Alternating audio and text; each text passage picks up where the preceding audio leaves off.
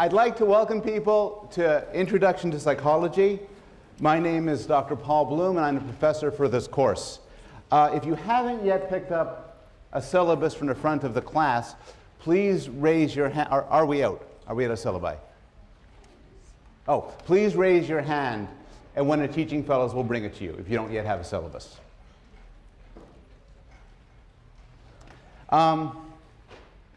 The syllabus is also available on this website. This website will become important to you should you choose to take this class. It will include the syllabus, which will occasionally be revised well in advance. Also, all of the class material will be on this site, including copies of the slides I'm presenting, including these slides right now, practice exams, and any details on the written assignments. So you'll need to use this website regularly to keep in touch with the course. Today will be a short class. What I just want to do today is orient you, tell you what this course is about. I know this is shopping period, and I want to give you a good sense of what you'd be in for if you took this course. I want to go over the style of the classes, the evaluation, the readings, and so on, and then give some examples of some of the specific topics that we'll be covering. But before I get started, I have to point out something a little bit unusual about this class. We are being filmed. This course is one of 7 courses chosen to begin the Yale University Open Educational Resources Video Lecture Project. And what this means is that when the year is over, these videos will be available on the internet free for anybody who wants to see them. And ideally will be accessed by people across many different countries, some who would not normally have access to a university education. I see this as a good and honorable use of Yale's resources, and of course it's also part of Yale's plan for world domination. So because of this, a Yale University production team from the Center of Media Initiatives is going to be taping all the class lectures, and they're up there. The idea is that this should be as unobtrusive as possible, and the classroom experience should essentially be the same as if they're not there. So it's their intention to tape the lectures, to tape me and sometimes the slides, but not tape your faces or voices, so we're not having you sign release forms. 2 things. One thing is, personally, I have to remind myself not to use profanity, because children may be watching, so I'll try not to do that. There's also another complexity. If you are in the front row, or the second row, or the third row, it is possible that some part of your head, your back, or even your face might end up on film. If you are in the witness protection program, or you're some sort of fugitive, you probably don't want to sit in the front row. I'll give them, if people want to unobtrusively kind of slide back, that's fine as I'm talking. Okay, we're ready. So I'd like to welcome people to this course, Introduction to Psychology.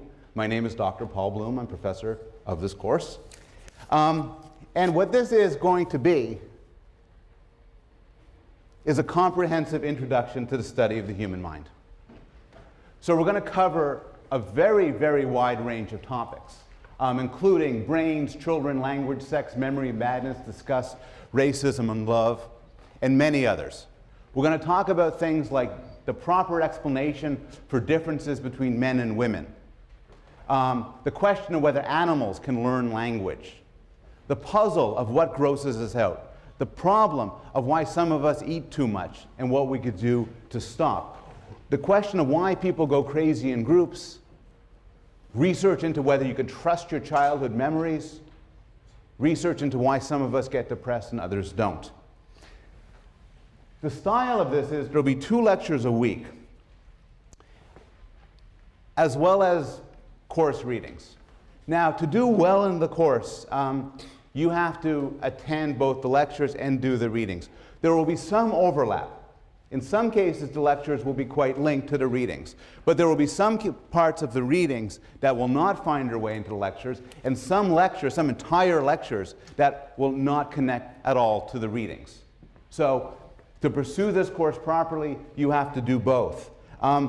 What this means is that if you miss a class, you need to get notes. And so you should get them from a friend or from the person sitting next to you. The slides are going to be made available online.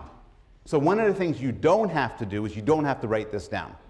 You take notes any way you choose. But if you don't get anything on there, it'll be available online. I'm going to post it in a format which will be black and white and easy to print out. So you don't have to worry about this. But again, attending to the slides is not a substitute for attending class. There's a textbook, Peter Gray's Psychology, 5th edition. And there's also a collection of short readings, The Norton Reader, edited by Gary Marcus. It's an excellent textbook, it's an excellent collection, and you should get them both. They're available at Labyrinth Bookstore on York Street, or you can get them online. I should note that last time I taught the course, I used the Marcus Reader, and when Professor Marvin Chun taught his course last semester, he used Peter Gray's 5th edition textbook. So there may be a lot of used copies floating around. You should feel free to try to get one of those. The evaluation goes like this. There is a midterm and there's a final. The final will not be held in the exam period because I like to take long vacations. It will be held the last day of class. The exams will be multiple choice and short answer, fill in the blank, that sort of thing.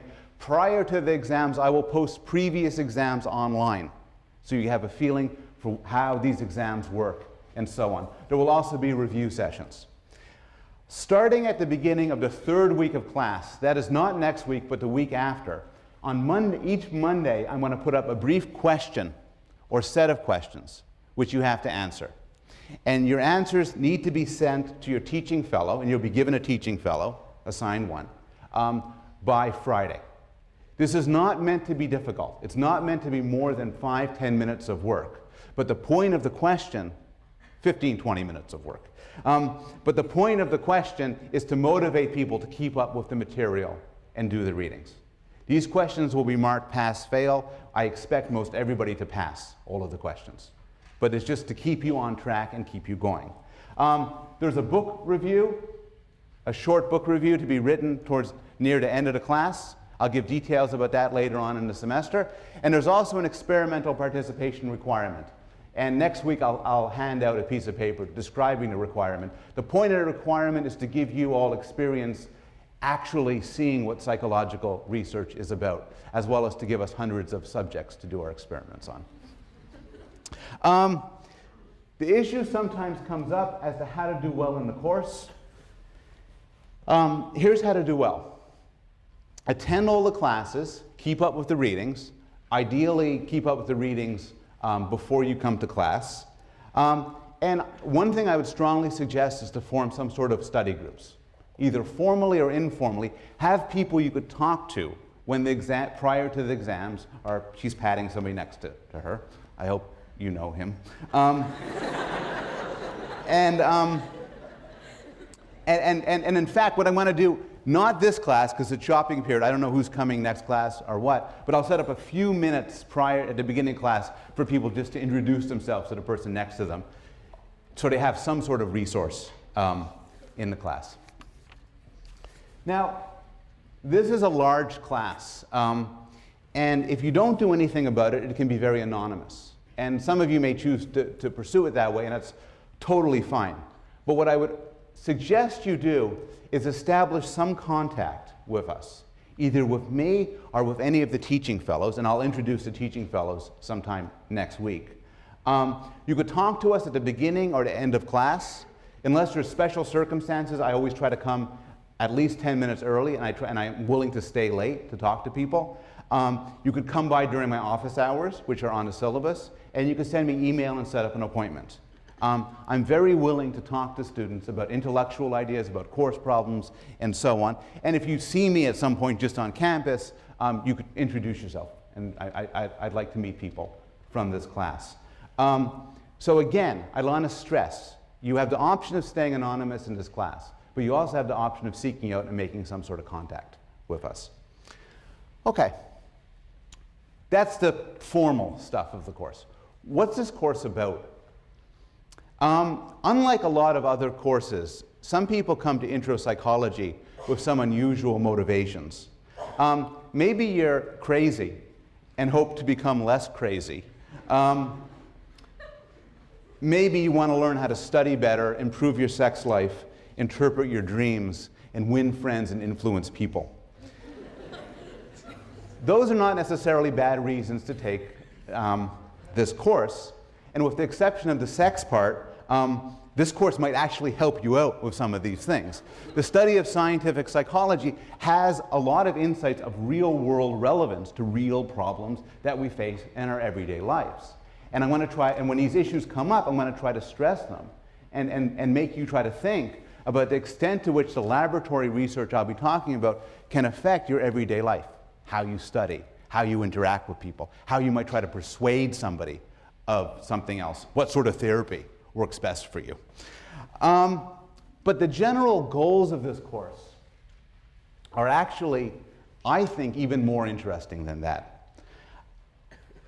What I want to do is provide a state-of-the-art introduction to the most important topic that there is, us, how the human mind works, how we think, what makes us what we are. And we'll be approaching this from a range of directions. So traditionally, psychology is often broken up into the following, into 5 sub-areas. Neuroscience, which is the study of the mind by looking at the brain. Developmental, which is the area which I focus mostly on, which is trying to learn about how people develop and grow and learn. Cognitive, which is the one term of the 5 that might be unfamiliar to some of you, but it refers to a sort of computational approach to studying the mind, often viewing the mind on analogy with a computer and looking at how people do things like understand language, recognize objects, play games, and so on. There is social, which is the study of how people act in groups, how people act with other people. And there is clinical, which is maybe the aspect of psychology that people think of immediately when they hear psychology, which is the study of mental health and mental illness. And we'll be covering all of those areas. We'll also be covering a set of related areas. I am convinced that you cannot study the mind solely by looking at the discipline of psychology. The discipline of psychology spills over to issues of how the mind has evolved.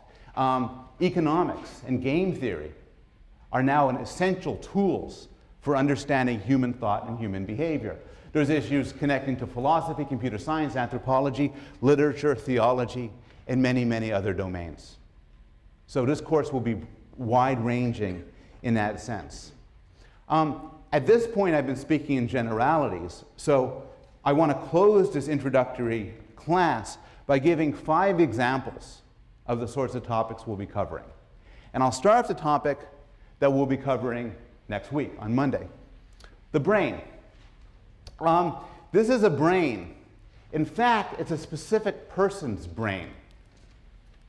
And what's interesting about the brain is that little white mark there.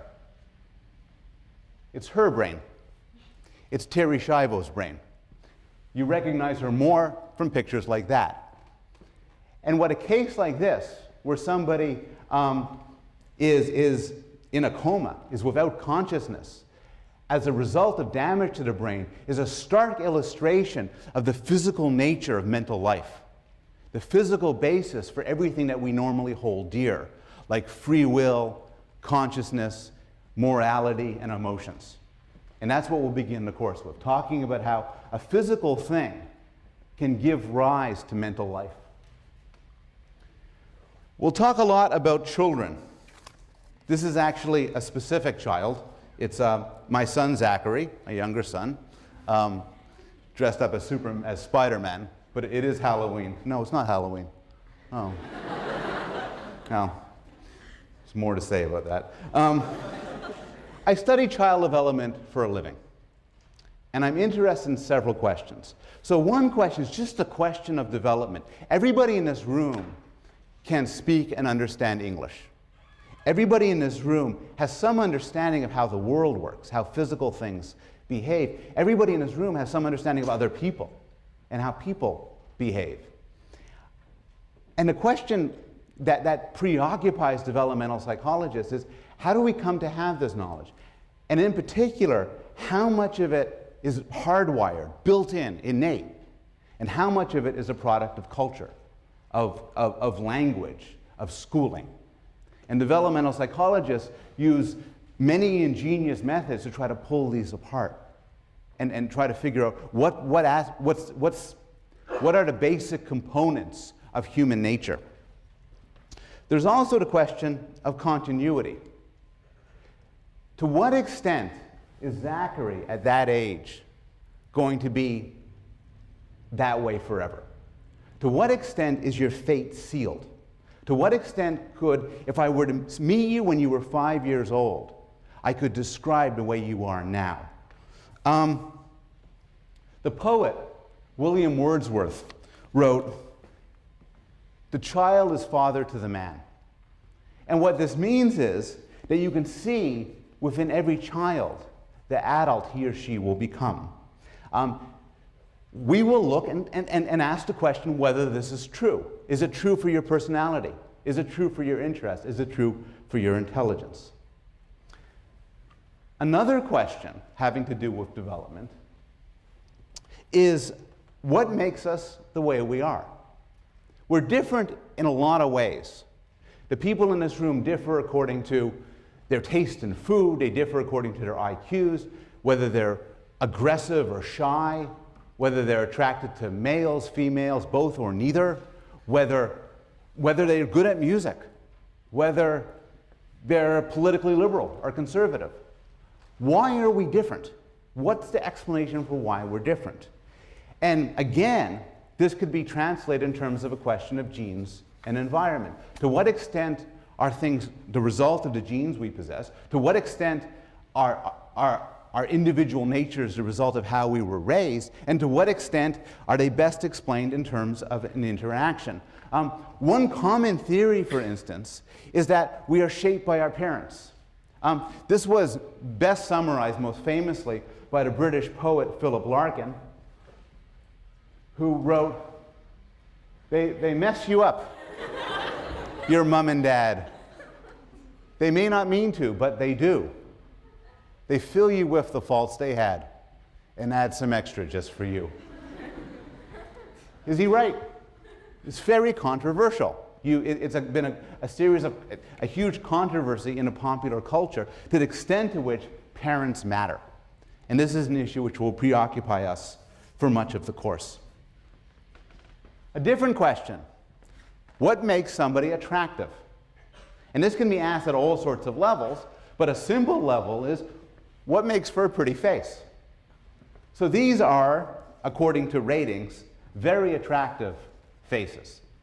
They are not the faces of real people. What's on the screen are computer-generated faces of a Caucasian male and a Caucasian female who don't exist in the real world. But through using this sort of computer generation and then asking people what they think of this face, what they think of that face, scientists have come to some sense as to what really makes a face attractive, both within cultures and across cultures. And that's something which we're going to devote some time to when we talk about social behavior, and in particular when we talk about sex. Not all attractiveness, not all beauty, of course, is linked to sex. So pandas, for instance, like this panda, are notoriously cute. And I don't have anything to say about it, really. It's just a cute picture. Morality is extremely central to our lives. And a deep question which we will struggle with throughout most of the course is the question of good and evil, evil and good. These three pictures exemplify different sorts of evil, what you call institutional evil, by somebody behaving cruelly towards somebody else, perhaps not due to malice, but because of the situation that she's in. It has a picture of Osama bin Laden, a mass murderer driven by a political cause.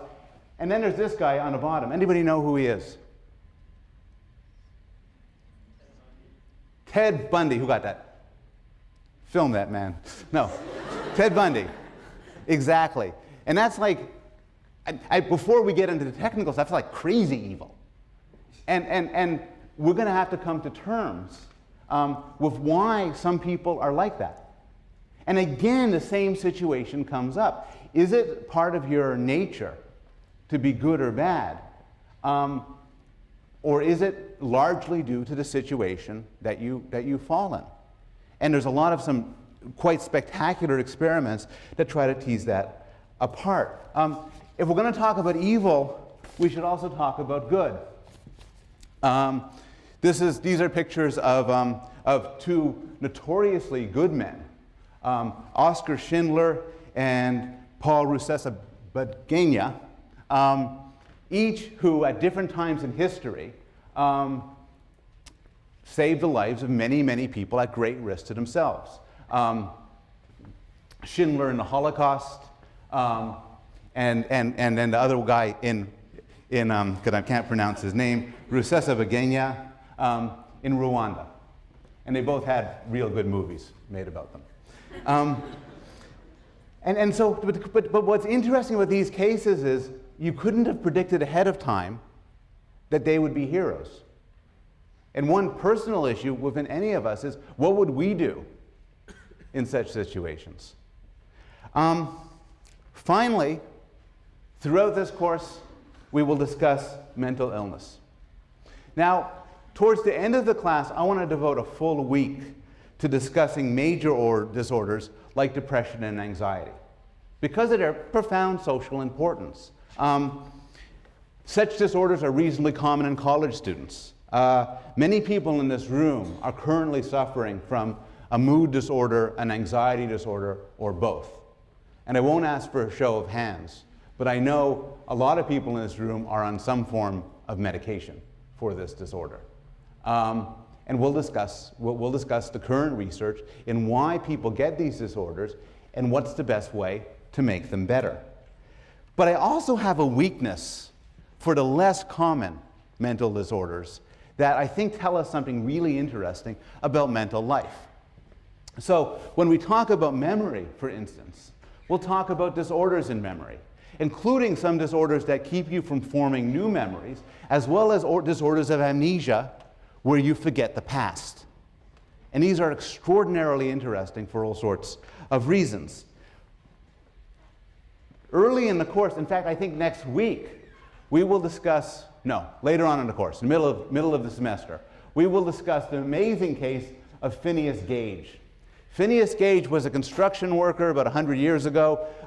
Due to an explosion, a metal pipe went through his head like so. Miraculously, he was not killed. In fact, his friends, it went through his head, ended up 100 feet away, covered with brains and blood. And Phineas Gage sat down and go, oh. And then on the way to the hospital, they stopped by a pub, have some cider. He was not blind, he was not deaf, he was not retarded, but something else happened to him. He lost his sense of right and wrong. He lost his control. He used to be a hard-working family man. After the accident, he lost all of that. He couldn't hold a job. He couldn't stay faithful to his wife. He couldn't speak for 5 minutes without cursing. He got into fights. He got into brawls. He got drunk. He lost his control. He ended up on a circus sideshow, traveling through the country with the big steel pipe that went through his head. And this is, again, an extraordinary example of how the brain can give rise to the mind and how things that go wrong with the brain can affect you in a serious way. We'll discuss cases of multiple personality disorder, where people have more than one personality, and also discuss the debate over whether such cases are true or not, whether they could be taken as a real phenomena or a made-up phenomena, there's a matter of a lot of controversy. And then we'll even discuss some rarer cases, like Capgras syndrome. Capgras syndrome is typically, there's hundreds of cases, not many, hundreds of cases. It's typically the result of some sort of stroke. And what happens to you is very specific. You develop a particular delusion, like it's getting dark. And The delusion is that the people you love the most have been replaced. They've been replaced by aliens or robots, thank you, by Martians, by CIA agents, by trained actors and actresses, but the idea is the people you care for the most, you believe are gone. And this could lead to tragic consequences. Capgras syndrome is associated with a very high level of violence. One man in Australia a couple of years ago was under the delusion that his father was replaced with a robot and cut off his head.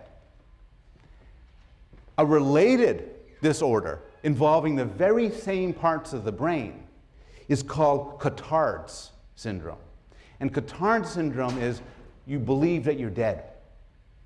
You believe that you're dead. You are persuaded that you're dead. You're walking around, you know you're walking around, you know that there are people around, but you think that you're dead. And what's striking about these is these are not just sort of big screwy problems of messed up people. Rather, they're related at a pinpoint level to certain parts of your brain. And we're going to talk about the best modern theories as to why these syndromes occur. Now, the reason to be interested in them, again, is not because they're frequent. They aren't. And it's not because of some sort of gruesome, morbid curiosity. Rather, by looking at extreme cases, they can help us best understand normal life. Often by looking at extremes, it throws into sharp contrast things we naturally take for granted. The issue of psychopathy, of people who either due to brain damage or because they're born that way have no moral understanding, can help us cope with questions of free will and responsibility, of the relationship or difference between mental illness and evil. Multiple personality cases force us to address the question of what is a self. To what extent are all of us composed of multiple people? And to what extent are we a single unified person over time? Cases like Capgras are important because they tell us about how we see the world. They tell us, for instance, that there's a difference between recognizing something, in a sense that you could name it, and knowing what it is. And so by studying these abnormal cases, we can get some insight into regular life. So that's the end of the illustration of the example topics. The syllabus lists many more. I'll end by telling you that there's a lot of stuff that we'll be talking about, that I want to talk about, that I am not expert in. And fortunately, there is a community at Yale of the best scholars and teachers on the planet. And so it would be a shame for me not to use them to cover some of these issues. And so I'm going to include 4 guest lecturers.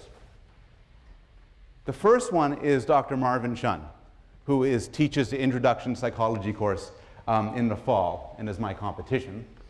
And he's going to give an amazing lecture on cognitive neuroscience, especially the cognitive neuroscience of faces. Dr. Susan Nolan-Huxema is the world's authority on depression, and in particular on sex differences in depression. And she's going to talk about this towards the end of the course. Kelly Brownell is going to talk, is the head of the Rudd Center, focuses on obesity, eating disorders, dieting, and he'll talk about the psychology of food. And finally, Dr. Peter Salovey, Dean of Yale College, is going to come to us on Valentine's Day and tell us everything he knows about the mysteries of love. All of these details are in the syllabus, and I'll stick around and answer questions. Hope to see you next week.